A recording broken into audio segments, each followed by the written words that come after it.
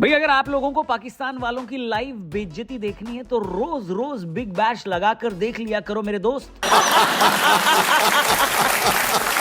अगर साल 2025 में पाकिस्तान की सबसे बड़ी बेइज्जती ऑपरेशन सिंदूर के टाइम पर हुई थी तो साल 2026 में उनकी सबसे बड़ी बेइज्जती बिग बैश लीग में हो रही है। हालांकि अभी गारंटी नहीं ले सकते क्योंकि पूरा साल पड़ा है और पाकिस्तान का अपना कोई धरातल थोड़ी है, हो सकता है वो इससे भी ज्यादा डाउनफॉल उनका हो जाए। लेकिन फिलहाल बिग बैश में तो बाबर आजम की जो बेइज्जती हुई है उसके बाद बाबर भी कह रहे होंगे क्या मुझे घर जाना है। भाई स्टीव स्मिथ जो कि बिग बैश में बाबर की ही टीम से खेल रहे हैं, उन्होंने कल बाबर आजम को आंख दिखा दी, उनको बैटिंग नहीं करने दी और फिर साबित कर दिया कि बाबर असल में घंटे के किंग हैं।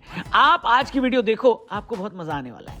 जी हां, ऑस्ट्रेलिया में सिडनी की दो टीमें खेलती, एक का नाम है सिडनी सिक्सर्स और दूसरे का नाम है सिडनी थंडर। बाबर और स्टीव स्मिथ सिडनी सिक्सर्स का हिस्सा थे।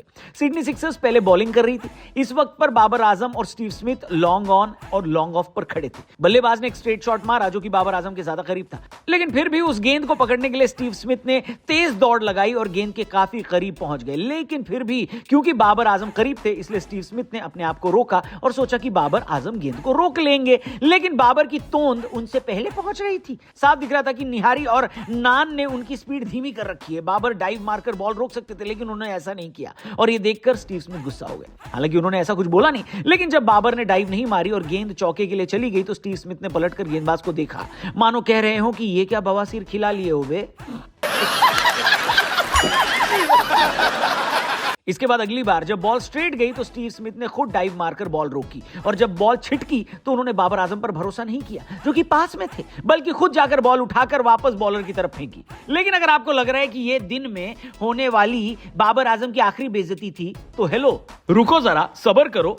बैटिंग के टाइम पर स्टीव स्मिथ और बाबर आजम एक बार फिर साथ खेल रहे थे। ओवर की आखिरी गेंद पर स्टीव स्मिथ ने बॉल गैप में डाली और बड़े आराम से उनके पास 2 रन लेने का मौका था, लेकिन उन्होंने दूसरा रन लेने से मना कर दिया और बाबर आजम को कहा कि आप जहां हो वहीं रहो। ऐसा इसलिए किया क्योंकि ओवर के बाद स्टीव स्मिथ स्ट्राइक अपने पास रखना चाह रहे थे, क्योंकि इस वक्त तक बाबर आजम 10 गेंद में 14 रन बनाकर खेल रहे थे और स्टीव स्मिथ जो कि इतना बढ़िया T20 बल्लेबाज भी नहीं है, उन्होंने 10 गेंद में 24 रन बना लिए थे। अगले ओवर में जब स्टीव स्मिथ ने स्ट्राइक अपने पास रखी तो उन्होंने लगातार 4 गेंद पर 4 छक्के मारकर दिखा दिया कि उन्होंने स्ट्राइक बाबर आजम क्यों नहीं दी थी। मैं तो कहता हूं इतने खराब परफॉर्मेंस के बाद बाबर को भी रिजवान की तरह रिटायर कर देना चाहिए था, लेकिन खैर बाबर की वो वाली बेइज्जती हुई नहीं। बाबर ने इस मैच में 39 गेंदों में 47 रन बनाए, एक भी छक्का नहीं मारा। लेकिन दूसरी तरफ स्टीव स्मिथ ने 42 गेंद में 9 छक्के के साथ सेंचुरी मारकर बाबर आजम को उनकी औकात दिखा दी कि देख भाई ऐसे खेला जाता है, समझा?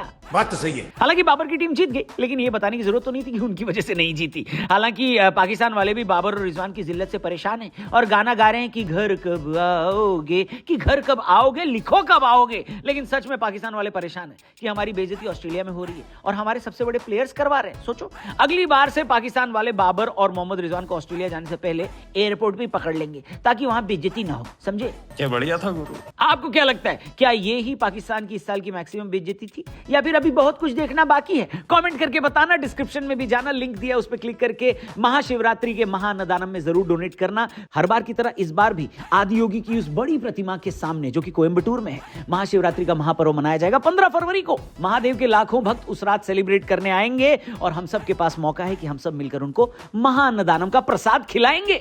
तो पिछली बार भी आप लोगों ने कंट्रीब्यूट किया था, उसके लिए थैंक यू, और इस बार भी आइए मिलकर कंट्रीब्यूट करें। डोनेशन का जो लिंक है वो डिस्क्रिप्शन और पिन कमेंट में दिया है, जरूर कंट्रीब्यूट करिएगा। अपने दोस्तों से भी इस लिंक को शेयर करिएगा। जाते वक्त एक बार जरूर लिख के जाइएगा कमेंट बॉक्स में हर हर Mahadev. Thank you for watching. जय हिंद।